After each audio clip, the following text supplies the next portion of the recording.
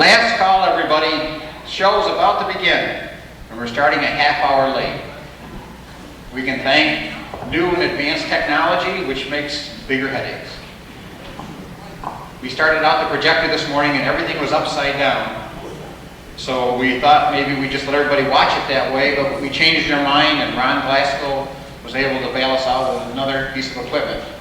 The screen is only going to be half the size it was yesterday, but still the images will probably project okay. I kind of bill myself as the warm-up act for the better part of the show today. Our 3 o'clock performance will be Bob Ossent sharing with us many of his favorite stories and many, many years of experiences being part of the Fabius and Fabius-Pompey Central School System. We haven't been able to put Bob on tape before, but in front of an audience with a microphone and a video camera on him, he's kind of captive and we'll get him taped. And we starting at 3 o'clock for Bob, and we didn't put an end time on it, so if he doesn't run out of stories, we could be here all night, hopefully. A big entertainment part of the program will be Jimmy Conway and Linda Myers, and they haven't. Well, we don't know what they're going to do, and I'm not sure they do, because Jimmy just got a preview of his program about an hour ago, so he's rehearsing his lines now. The problem we have is there's only one microphone and 2 speakers, and how the 2 of those guys are going to work it out, I have no idea. Who knows? It definitely will be something to record and remember. They have lots of very interesting shots. So I drew the short straw, and I get to talk about the real history part of the school system, which I thought was going to be real easy to put together. But in the last month, as I've been doing my research, there isn't a lot of easy things to find to put it together.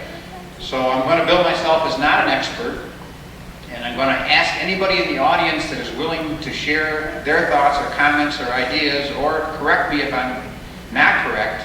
Please feel free to make those comments. And if you talk too long, I'll shut you off. And if you're making really good stuff, I'll hand you the mic.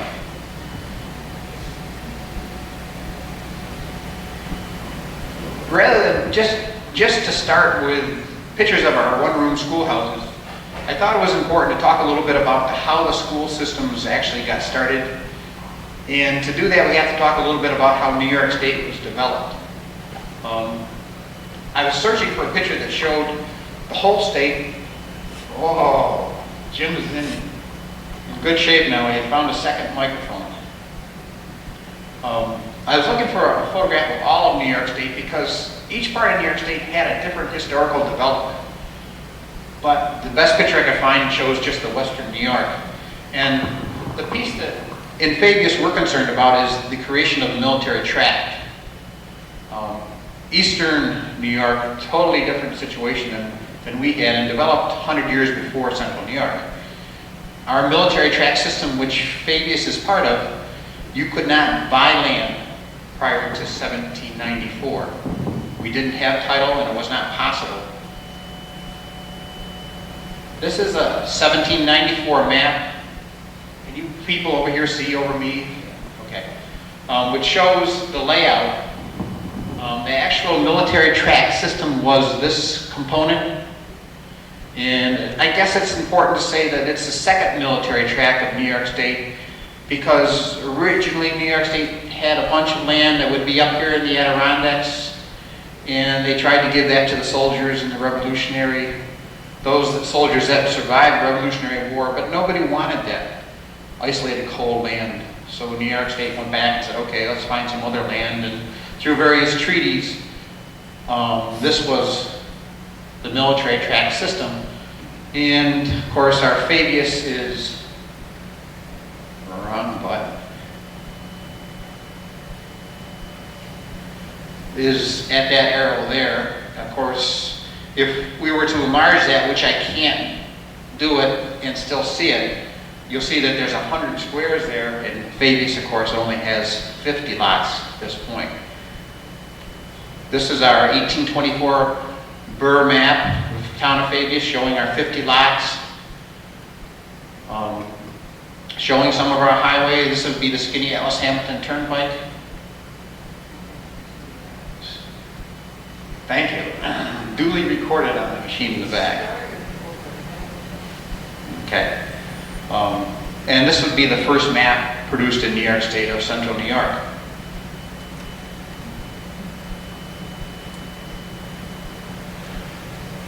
The reason we're talking about this is New York State, in their ultimate wisdom, set aside money for schools and for churches through reserving lots in the military tract system. And the sale of these 4 lots went into the Gospel and Church Fund, which the interest from that fund was to go to the schools and go to the churches. Unfortunately, or maybe fortunately, the ones they picked, this is Clark Hollow, pretty rugged terrain. If you were a farmer and you went to look at your land before you bought it, it probably wouldn't be the piece that you'd want to buy. This chunk is now part of Heiberg Forest up behind Barry Ellis's farm, and many farmers went broke on that before the state took it over. This is up on top of Morgan Hill. Nobody was buying timber in our early days in the 1800s, so there was pretty much no way to farm that. It had very little value. Senator Hoffman out there, this block would be around her farm. Still rugged terrain, hard to make a living in that area. But the sale of this land went into a fund and was distributed to the churches and the schools, the interest from that fund to help us operate our schools. In the 1950s, that fund was terminated and the money went into, I believe, the town budget. I have no records of how much money that was. At one time in the 1934, it showed to be a value of interest to the school system of $334. So it wasn't very significant. And maybe because these are the poorest pieces of land that the town has.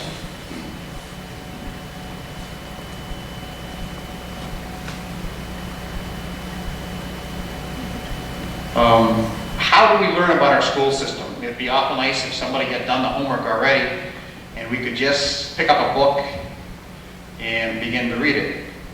New York State law requires that each one of our individual school systems keep an ongoing book of all the transactions who paid into the school, the students that went there. Of our 23 schools that operated in the township, only 2 of those books exist to our knowledge today. So we have a real lack of information. So we went to our maps. The 1852 Fagan map was the first one to show homes and schools, actually identify all the different buildings. No one map showed all the schools. Some of the schools that were in 1852 weren't in 1874.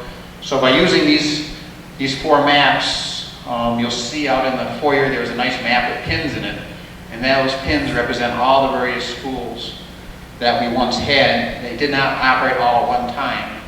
In the previous slide, we said that in 1845 we had 20 schools operating at one time. Sooner or later I'll realize which button to push here. This is what the Fagan 52 map would look like, and you can, with your magnifying glass, you can actually pick out, this would be the Labrador school site. And I traveled that road many years and never saw a building or any remnants. Leland Halk is with us. He's shaking his head like, I didn't go to school there. I don't know. By 1874, there's no indication there was a school there. Where the people came from to populate this school, I mean, there isn't that many residents in the area, but somebody duly recorded that school. We have no picture of it. But each one of the maps are like this, and if using a magnifying glass, you can actually go through it. This map blown up on the screen is actually about 2 inches by 4 inches on a 4 foot by 4 foot map of Onondaga County. We were able to go in and actually look at that and then expand each segment to see what was going on as we tried to trace the histories. That same map, this is our village of Fabius. This piece of the map is probably about a ½ inch by ½ inch. But some artists sat there and wrote all those names on it. So you can actually see what the village looked like 1852. 1852, of course, you'll never see the word cheese plant on a map because we didn't have such a thing. It hadn't been invented yet.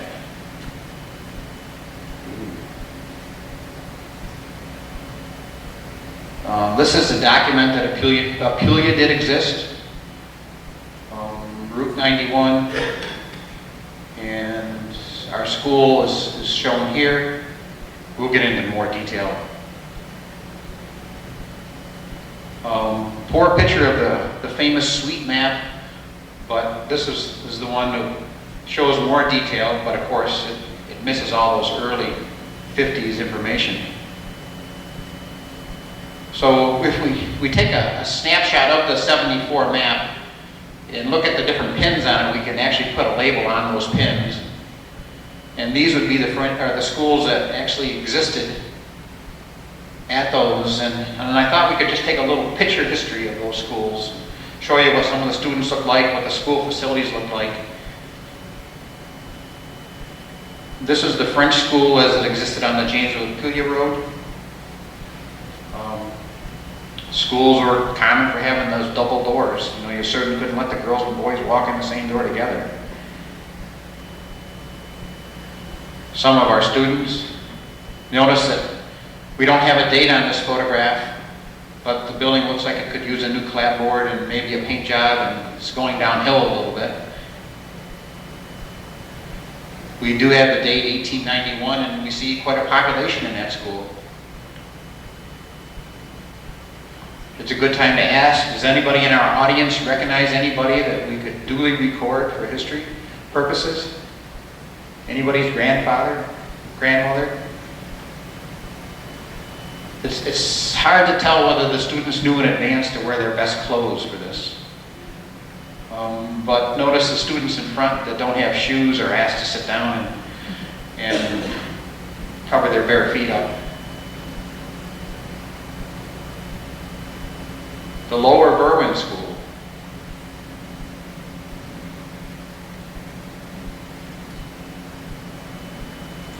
While we're looking at these one-room schoolhouses, it's a good time to just sit back and talk about the importance of the one-room school. If a circuit rider minister was coming through the area and wanted to give a presentation, the schoolhouse would be a place for the community to gather to listen to that person, hold their local meetings. This really was their local community center and had quite a nice function. How the school was actually funded is a pretty interesting thing. Right now, you know, we stand inside a facility that we all pay for in our tax bill. We just got those last month, and we think about the $12 million it takes to run the school, and as part of our tax bill, and just went up 17%. You know, we all just take for granted that the school is paid for. In our early days, if you wanted to send your kids to school, it was your obligation to pay. It wasn't part of your tax bill until 1850. And getting school taxes built in, getting school funding built into your taxes was a really radical idea, because a lot of very prestigious people had lots of land and made sure they weren't going to pay for everybody else's kids to go to school. And they held enough political clout that for about 20 years, 1830 to 1850, they kept property taxes out of the school system. Big movement in 1850 where we got our free school system, meaning that everybody pays whether you have kids or not if you own property. Anybody help us on the Berwyn School? Any details?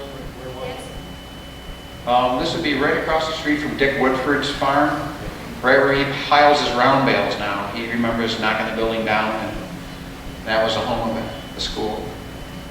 An awful lot of students for a small building. Anybody who want to speak up during the presentation, please feel free to.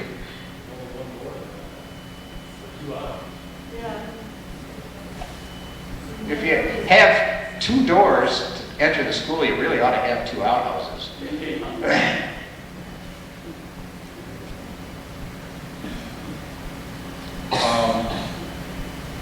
Number 5 school, which was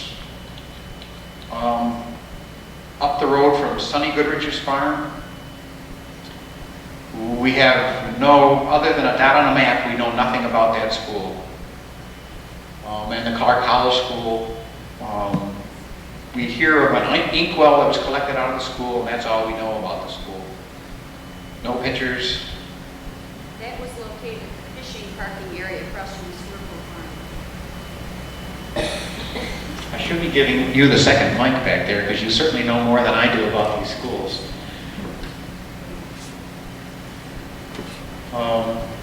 We're going to go through all 23 schools like this before we talk about the radical idea of centralization. So if I go too fast, slow me down.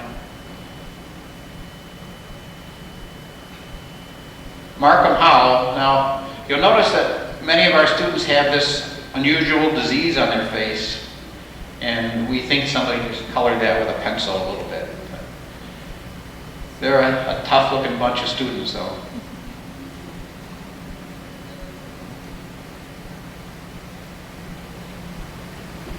Okay.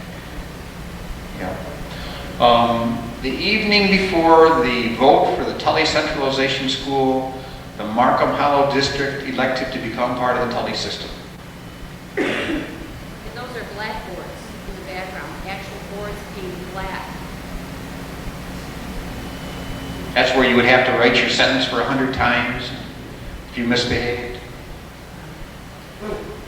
Apulia was a pretty prestigious school compared to the other one-room schoolhouses.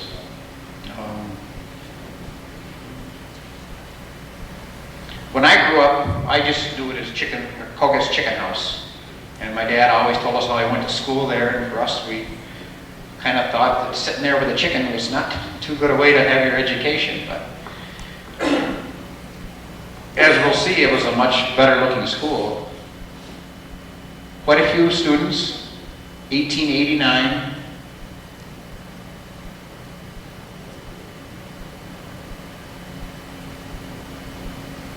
Here we've been able to identify a few of the people in 1924. Anybody here in the audience attended that school? Hard to believe. What year would you claim? Okay. What year would we have closed the school? Okay. Closed in the centralization. Ooh. And of course, an even fancier school would be the Apulia Station School with more population.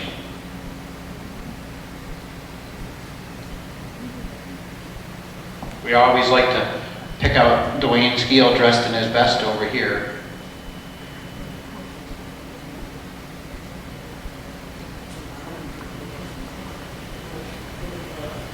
Up here, Arlington Garrett, Judge Garrett. Yeah. Just another shot of the same school. Looks as though they're not mowing their lawn at the time. Janitor maybe was on vacation. And then of course we even had our own boys club. We talked a little bit yesterday about, we claimed that all those boys were the same age, but we varied in size quite a bit, which isn't of course true.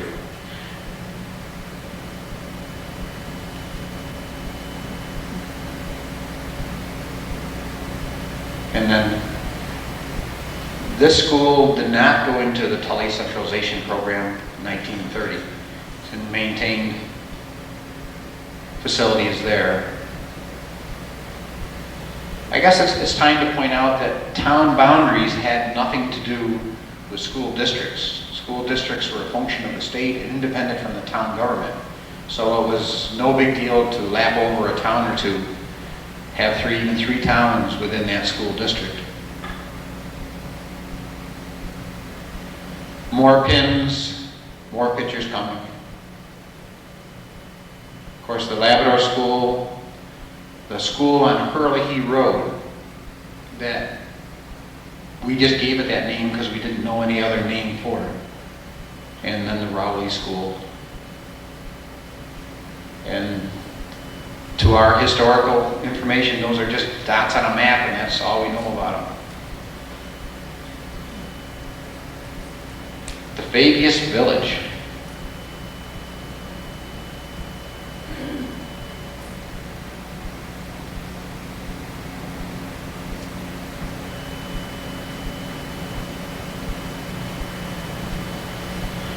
The one-room schoolhouses provided an education grades 1 through 8. If you wanted a high school education, it was your job to get yourself into one of the high school facilities in your area and pay your way, including tuition and transportation. We had a chat with Elida Host, resident of Fabius for many years, and she told us about going to schoolhouse number 3 in Pompey. And we were kidding her about how she then had the opportunity to do her high school work at the prestigious Pompey Academy, and she laughed and said, yeah, it was closer, but I would have had to walk every day. I could hitchhike to Jamesville and get a ride every day to school. So that's where I did my high school education. And to her, it was like no big deal, just part of life. We're going to go through a series of photographs of the Fabius Academy.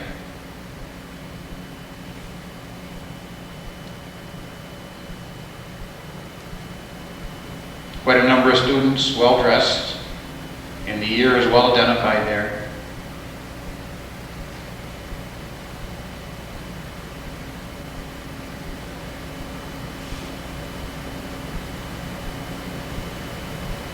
We've progressed from the point of having a single teacher now.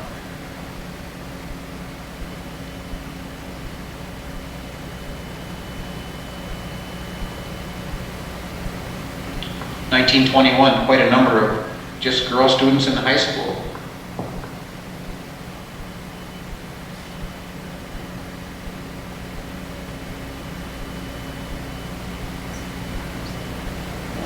We've got most of these people. I always enjoyed this picture of Mary Brennan here. I asked her when she got those glasses, and she says, where did you see the picture? What school was I in? So I think Charlie Shea, you could pick yourself out of that one too. That be Charlie?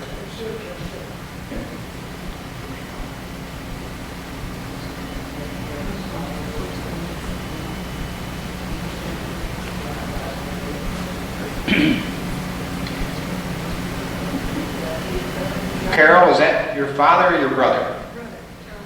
Okay.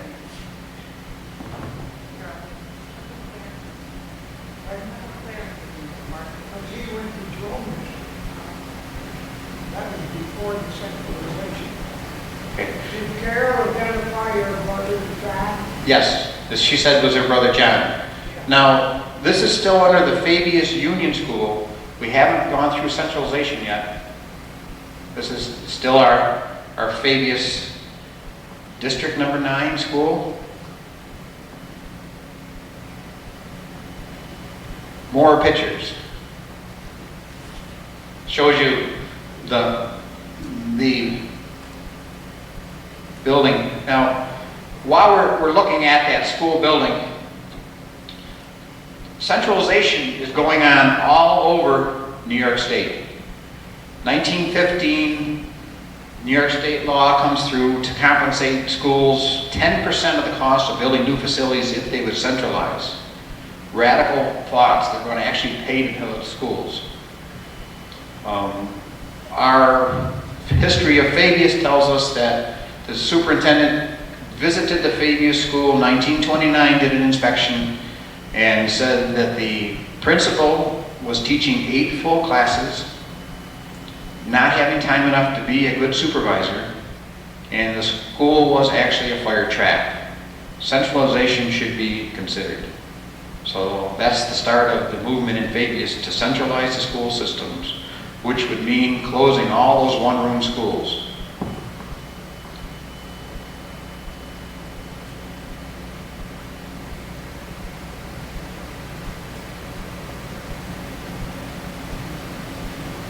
Very distinguished looking set of teachers.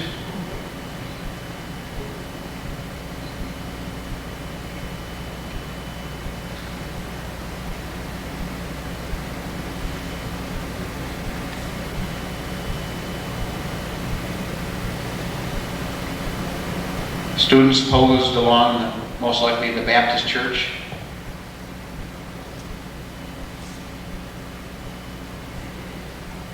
I assume here that all our students moved to one side of the room and doubled up in the chairs for their picture.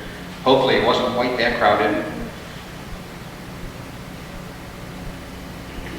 And of course, those are identified. Most of these pictures are outside on a display. So if you want to study more about individual schools, you can actually identify those people and look at the details.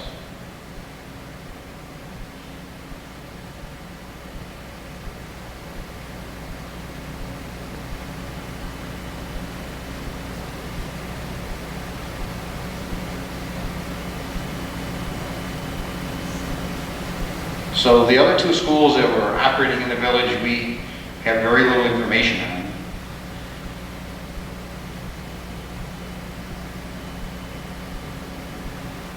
And a few more schools to identify here.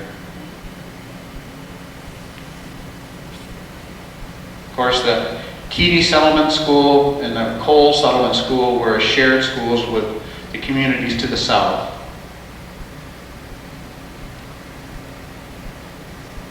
This is what would be left of the Bardeen School.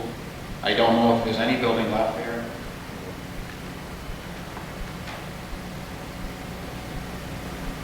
And a look at the school, students and teacher at the Bardeen School. Now, Kenyon Hollow is kind of interesting to us. It's one of the parts of the town of Fabius that never received electricity. As you go up into Highland Park now, it's the part of the park that you normally don't go to because there's a divider there that's mostly closed.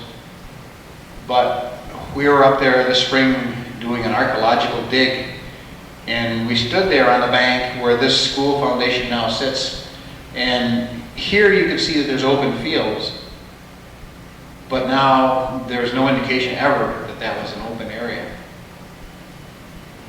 Pretty small class, pretty small community, very poor soils, a hard place to make a living.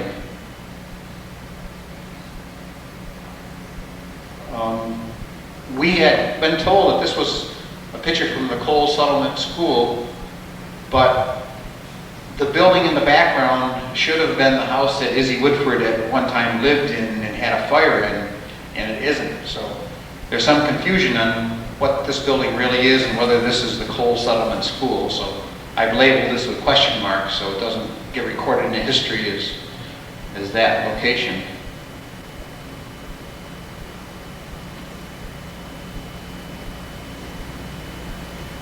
Now, the Stockton School, Peter Schlick does have the school book, which gives us a lot of history on the activities of that school and the finances of that school. So there is information, but we don't have access to a photograph at this point. What about the student settlement? You say you have no photo. Nothing in our collection of that. Student settlement school is still there. It's down the road and on the east side, right below the student settlement cemetery. Okay. And Down the line, of course, I appreciate what you're saying, town and school district lines go to one side. King Settlement School is a house on the corner where you turn and go across to the other side of the valley. okay, and it would be on the east side of the road? It's on the east side of the road, right on the corner where you cross. Okay, so we certainly could get a picture of the existing structure. Unless you hear the fire Okay, thank you, Charlie. And the last of our schools,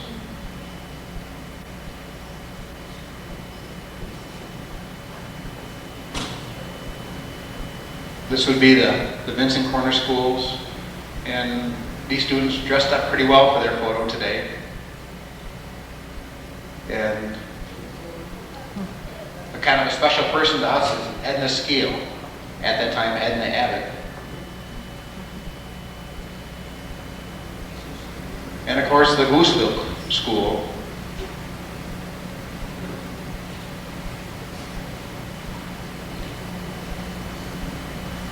This picture came out of a private collection. A girl had read that we were going to have this presentation and emailed me this picture thinking that it might be our only picture of the Gooseville School. That school is now across the road, and it's the house in Gooseville Corner. It's on the northwest corner.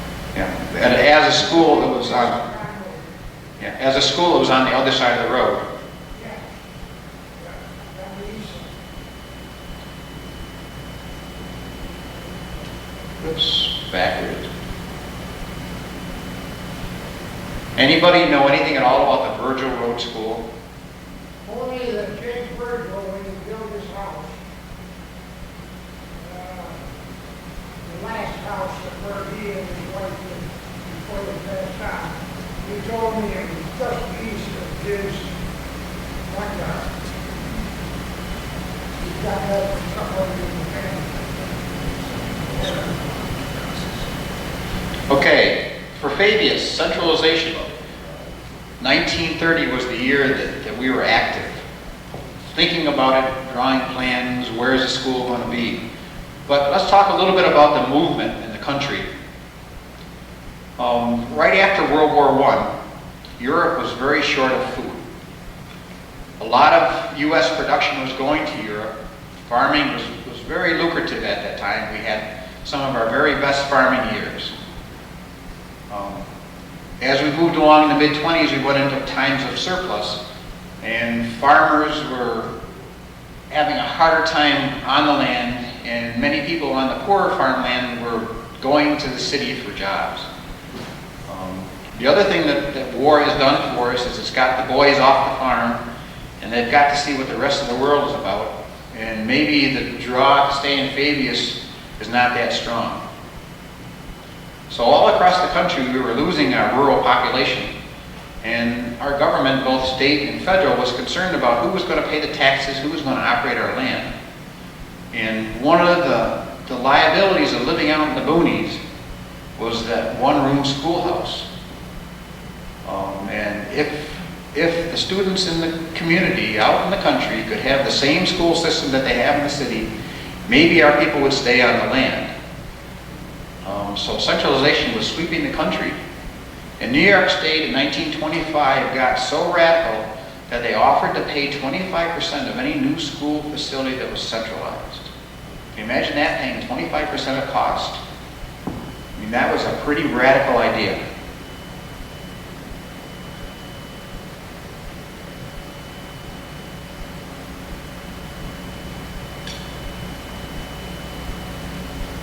Of course, there was a hole under President Roosevelt, Teddy Roosevelt, the country life movement that advised him that country life needed to be improved to keep people on the land.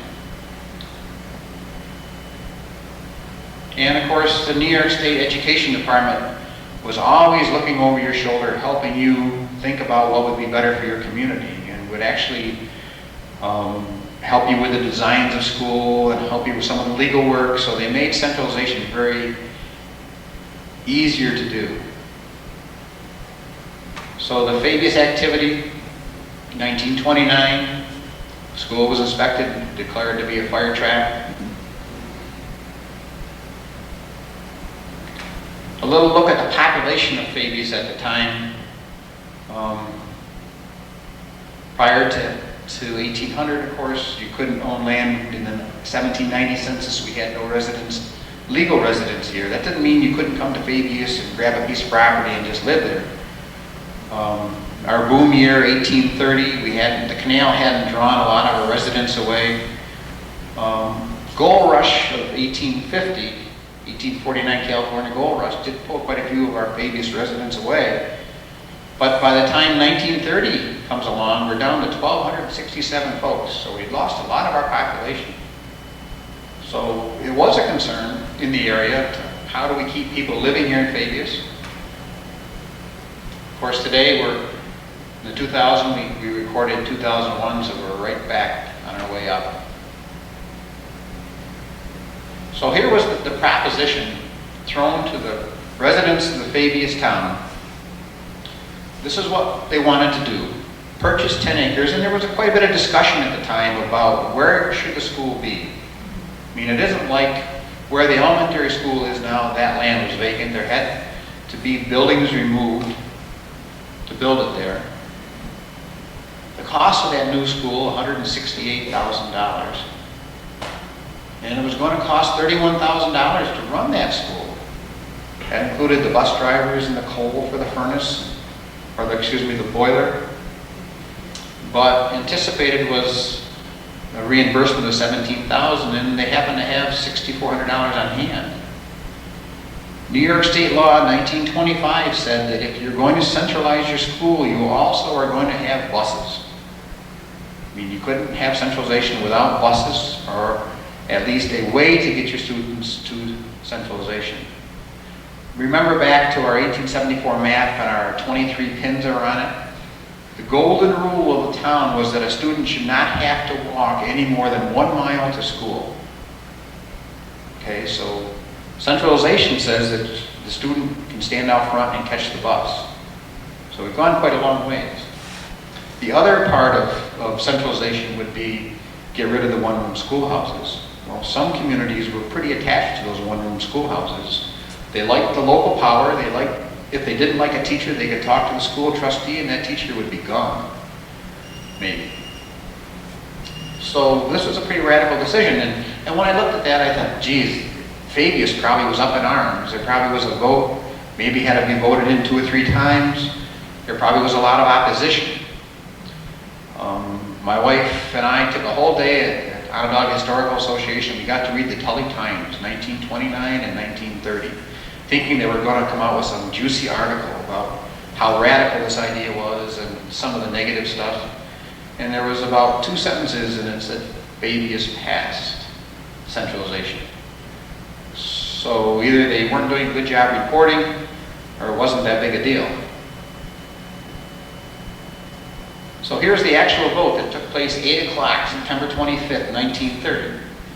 And they broke it down into purchasing the land, no problem there, 94 to 1. Building the new school, 95 to 1. I wonder if the person voting no was the same person. They voted in the bonds. Now, this is a pretty radical idea. You know, you're taking on the obligation to build that school at all cost. And no matter what the financial conditions are, you're still going to have to pay that off. And that was voted in 84. And of course, you know, we've gone through the stock market crash, and yet people were still, 1930, willing to take on that burden. Of course, we're asking them to build a pretty fancy facility. The idea of having an auditorium and a gymnasium and a cafeteria, you know, things that we haven't even ever had before. And the school bus.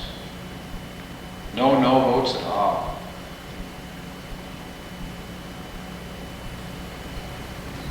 I don't have a lot of information on what happened after the September 25th vote, but the school opened in September of the next year. That means that they were able to close on the land, remove the buildings, get their bonds, and have that school built, and all that happened in a 1-year period,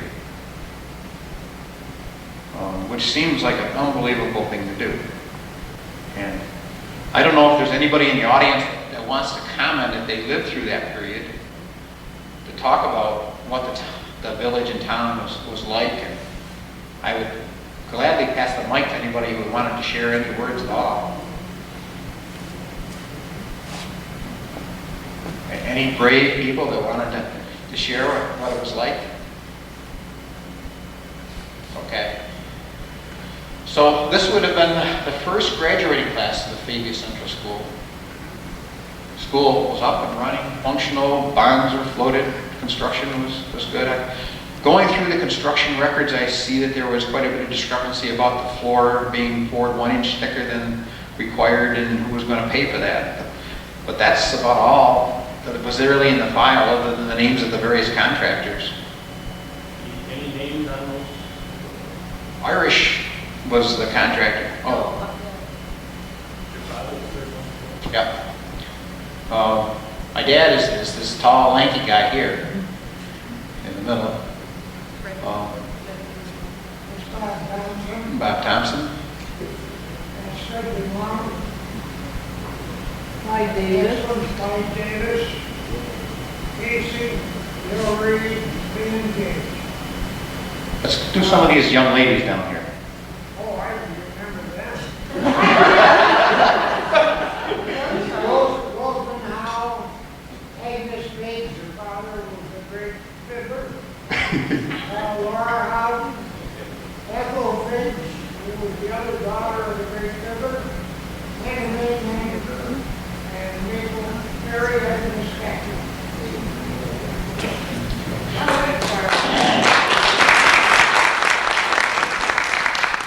Now, Mary Agnes has gotten the dubious honor of having to have won the contest on the sign on the Fabius Elementary School that says, "Enter to learn, leave to serve," along with her sister.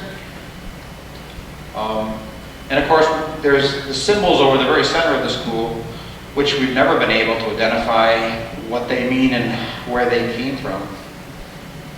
And I don't know, I may have a picture of the school a little bit later on. This would have been a picture, aerial view of the village in 1935, and there's some pretty good landmarks. This barn, as we go through, with been Gene Terrell's barn. Please correct me if I'm making any errors here. And our streets are nice and wide. Yesterday we saw how this main thoroughfare actually was 3 streets.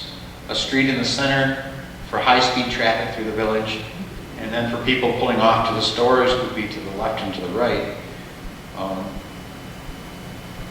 Our school is up here, and interesting enough, the baseball diamond seems already to be about where the baseball diamond had been years later. It looks like the back of the school maybe hasn't been landscaped yet in 1935. We haven't developed what I've always referred to as back street.